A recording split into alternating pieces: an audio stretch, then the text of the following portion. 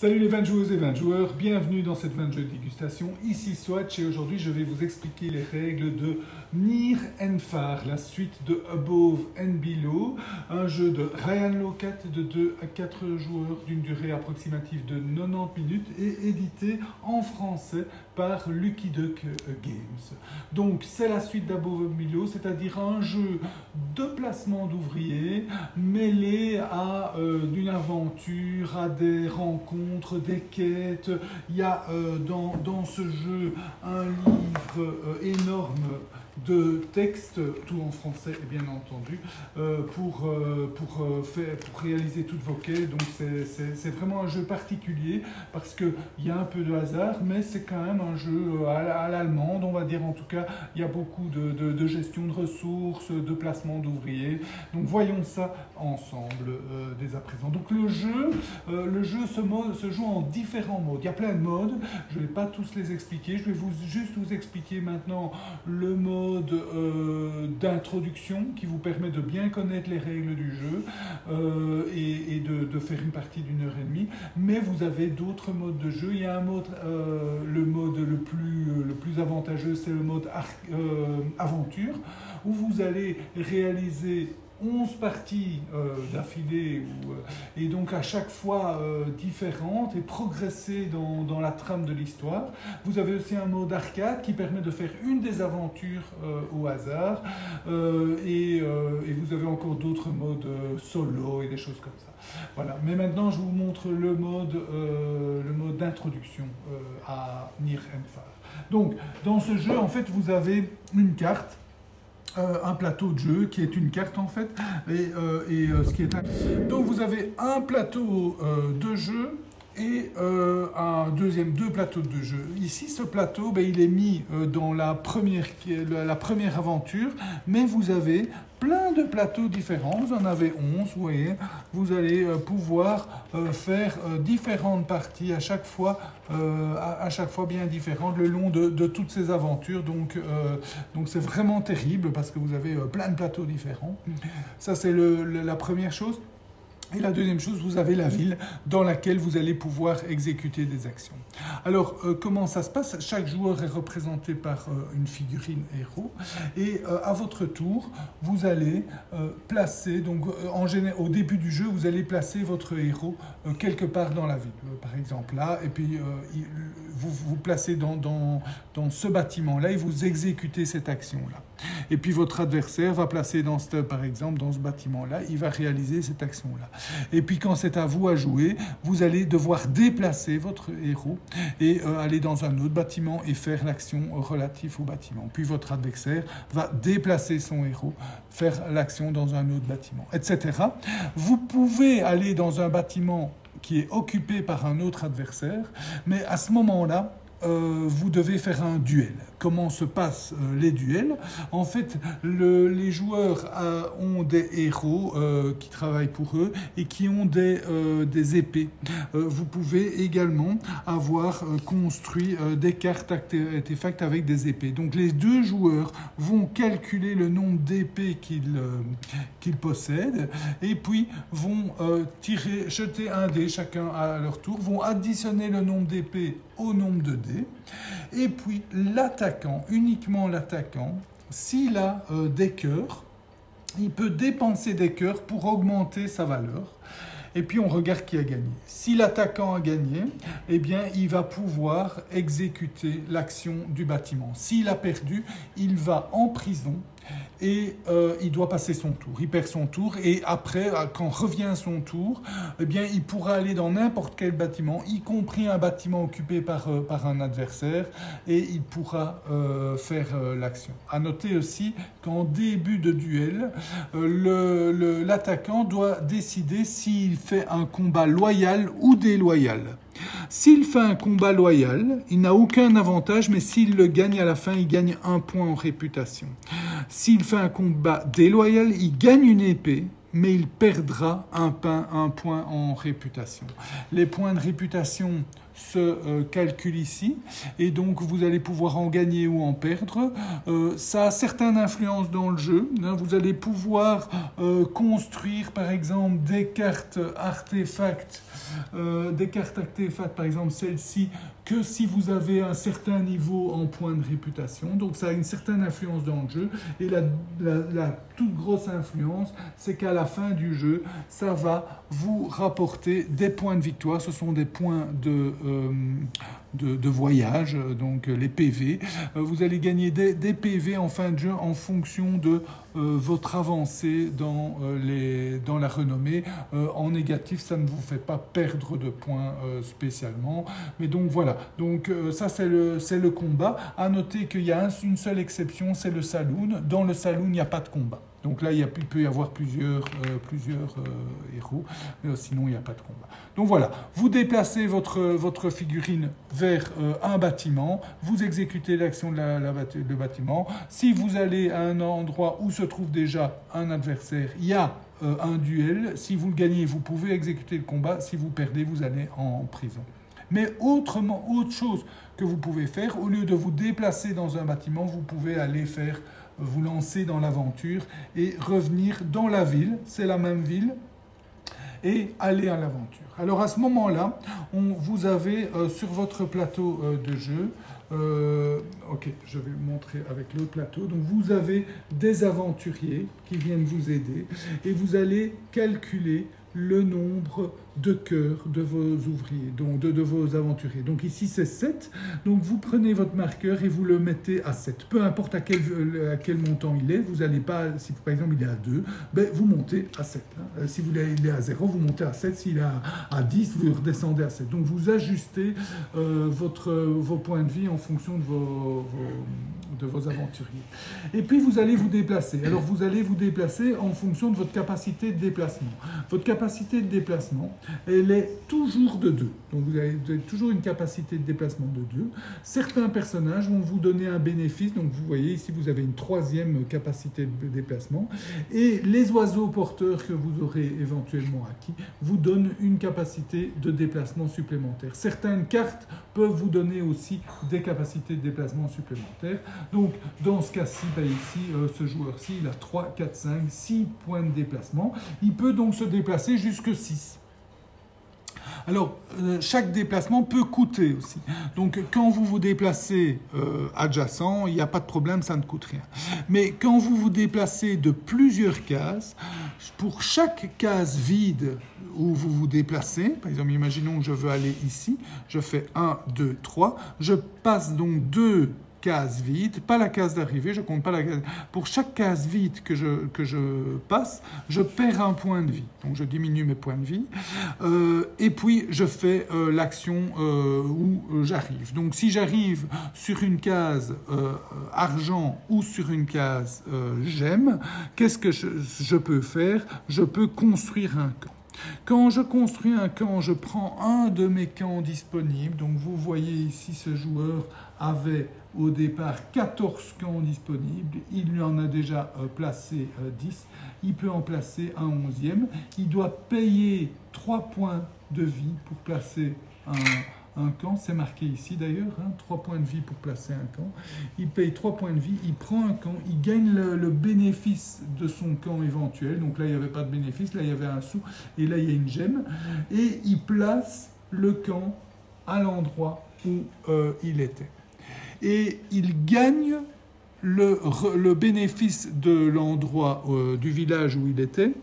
Ici, en l'occurrence, c'est une pièce. Et il en gagne combien? Il en gagne autant qu'il a d'habileté sur ses voyageurs. Donc ici, c'est la petite main. Les yeux, pardon, ce sont les yeux. Donc, il a 1, 2, 3, 4 œils. Et donc 4 yeux, pardon. Et il pourrait éventuellement, avec des cartes, en avoir des supplémentaires. Donc ici, il va prendre 4 pièces. S'il avait placé une de ses tentes sur une gemme, ben, il aurait gagné 4 gemmes. Et donc, s'il passe par des endroits déjà remplis par une tente, donc il fait 1, 2, 3, 4 par exemple, eh bien, il ne doit plus payer de points de vie pour passer, puisqu'ils sont remplis. Il paye de points de vie que s'ils ne sont pas remplis. Et chaque endroit ne peut contenir qu'une seule tente. Autre chose qu'il peut faire, c'est construire à des routes commerciales. Il y a différentes routes commerciales, ce sont les symboles un peu particuliers, comme celui-ci, comme celui-là. Vous voyez ici, pour cette carte-ci, les 4 symboles. Et chaque route commerciale a son équivalent. Donc, par exemple, celui-ci, je ne sais plus où il est là. Ouais, voilà. Donc, si le joueur jaune, par exemple, arrive à relier 2 routes commerciales, c'est-à-dire à construire une tente aux 2 endroits de la route commerciale, il gagnera 9 points de victoire à la fin du jeu. Si un autre joueur place une tente sur la 2e route commerciale, les 2 joueurs gagneront 3 points de victoire. Et s'il y a une seule tente qui est mise et pas l'autre, c'est 0. Donc ça, c'est la deuxième chose. Donc on peut gagner des gemmes, on peut gagner des sous, on peut gagner des points de victoire en mettant sur les routes commerciales. Et la dernière chose, c'est qu'on peut réaliser une quête. C'est quand on arrive sur un jeton livre comme ça, alors il y a une quête. Quand on fait une quête, on regarde le chiffre ou la lettre correspondante et on prend le bouquin. On va chercher à la lettre ou au chiffre correspondant l'histoire en question, et un autre joueur que le joueur actif va lire le paragraphe. C'est toujours très très sympa, ça vous met bien dans l'ambiance. On voit bien, c'est un monde féerique dans lequel il y a des histoires mais vraiment bien faites, et puis ça se termine par un choix. Donc le joueur qui lit va dire, ben voilà, soit tu fais une habileté 4 et tu vas refuser la mousse en fonction du texte, soit tu fais une habileté 8 et tu manges la mousse. Donc le joueur doit choisir. Il va réaliser son habileté. Donc ça peut être des habiletés, ça peut être du combat. En fait, on va reprendre les points sur ces aventuriers ici. Donc le combat, ce sont les épées, l'habileté, c'est la main. Donc on va compter le nombre d'icônes qu'il a parmi ces aventuriers et également toutes ces cartes, et on va jeter le dé et on va additionner les deux. Donc ici l'habileté, il en a 4, plus 3, il en a 7. Eh bien s'il avait choisi l'habileté 8, il ne réussit pas la quête, point. Il n'y a rien qui se passe.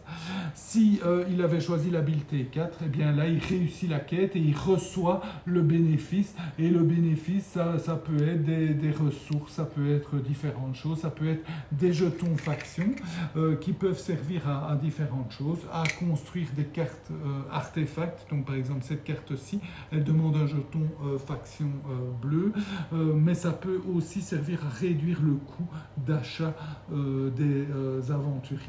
Donc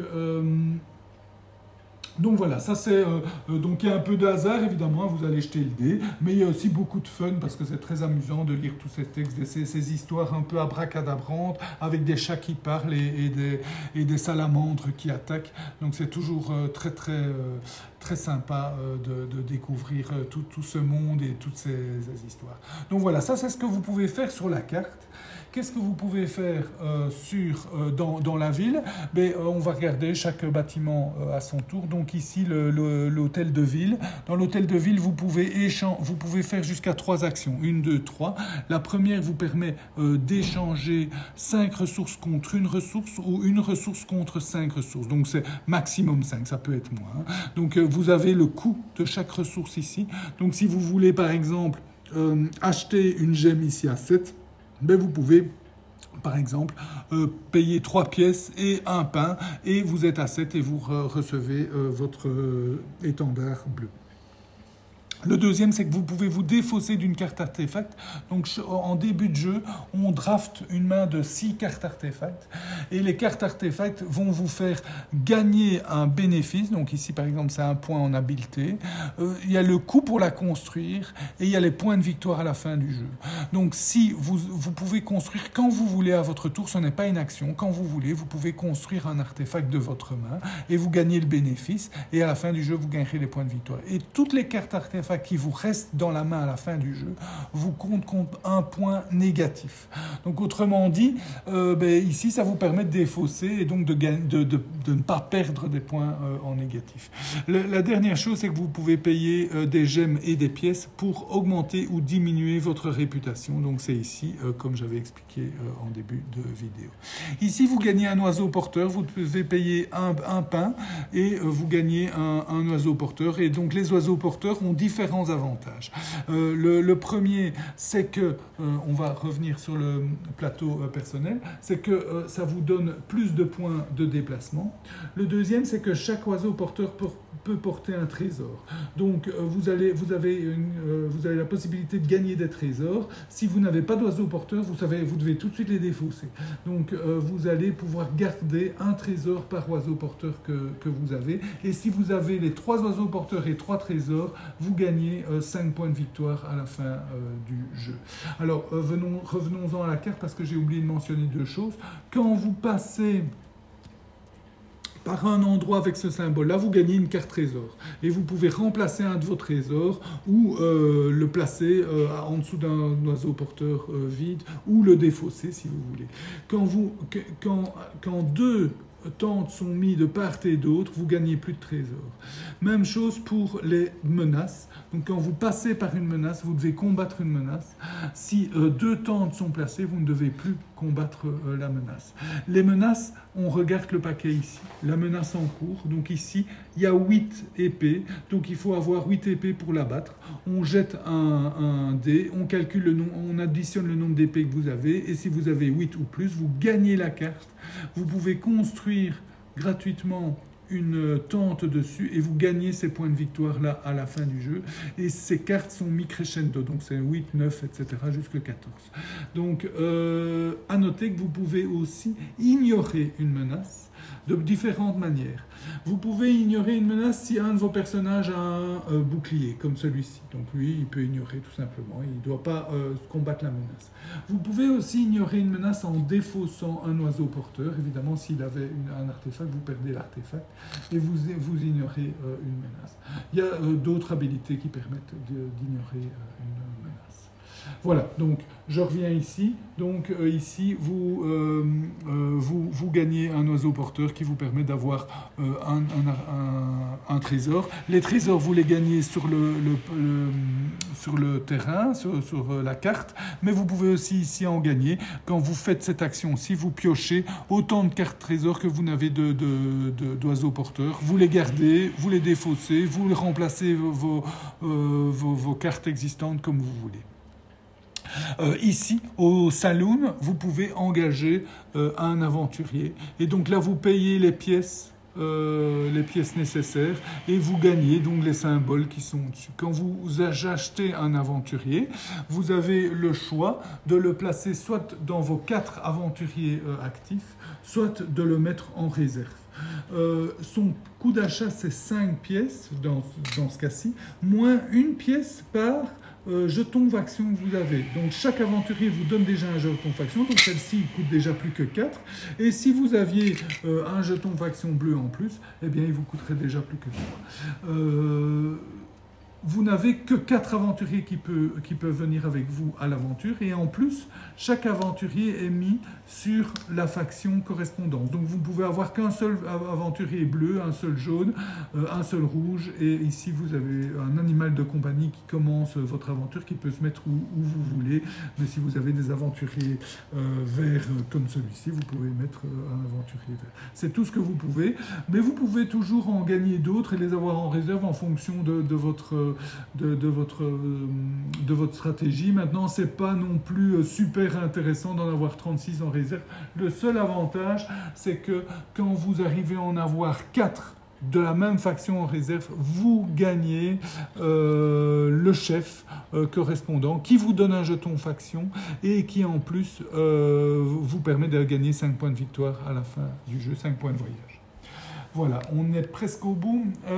Donc ici, vous pouvez soit gagner une pièce, soit piocher 4 cartes artefacts. Hein, je vous rappelle, les cartes artefacts qui vous donnent des bonus que vous devez payer.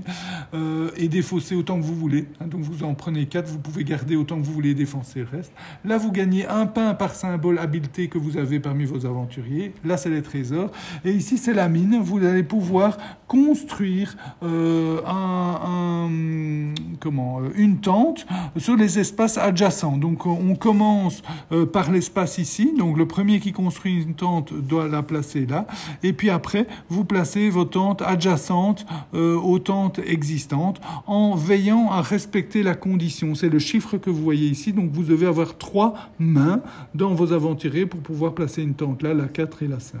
Et vous gagnez le bonus de la colonne et de la ligne où vous le placez. Donc, c'est des gemmes ou des pièces. Et voilà, on continue comme ça jusque quand un joueur a construit sa dernière tente. Donc voilà, quand il a construit sa dernière tente, le jeu se termine. On calcule les points de victoire. Vous pouvez gagner des points de victoire de plein de manières, puisque vous allez gagner des points de victoire par les menaces que vous avez combattues, par les cartes artefacts que vous avez construites, par chaque tente que vous avez placée vous rapporte un point de victoire. Si vous les avez toutes placées, vous avez 2 points de victoire supplémentaires. Vous avez des points de victoire si vous avez rempli sur votre plateau personnel tous vos trésors. Et vous pouvez aussi gagner des points de victoire supplémentaires si votre réputation est au maximum et est plus loin. En tout cas, vous avez des points de victoire sur le plateau si vous avez fait des routes commerciales et vous avez relié les bons icônes entre eux. Et vous avez aussi des points de victoire bonus en fonction des ressources qui vous restent à la fin du jeu. Et voilà, et tout ça, ça donne un jeu très très agréable, évidemment, où je vais vous montrer la boîte, où le hasard a son rôle, puisque vous allez jeter des dés et tout ça, mais c'est pas non plus l'essentiel du jeu. Il y a une course entre les joueurs, donc ça c'est très sympa, parce que ils vont essayer d'avoir ces routes commerciales, ils vont vite courir, mais il y a différentes stratégies, vous n'êtes pas obligé de vous focaliser sur les routes commerciales, vous pouvez aussi essayer de construire un maximum de cartes artefacts pour avoir un maximum de points, combattre un maximum de menaces. Donc il y a différentes stratégies. On peut jouer avec les bénéfices que nous donnent les cartes artefacts, que nous donnent les cartes trésors, tout ça, ça donne une asymétrie assez sympa.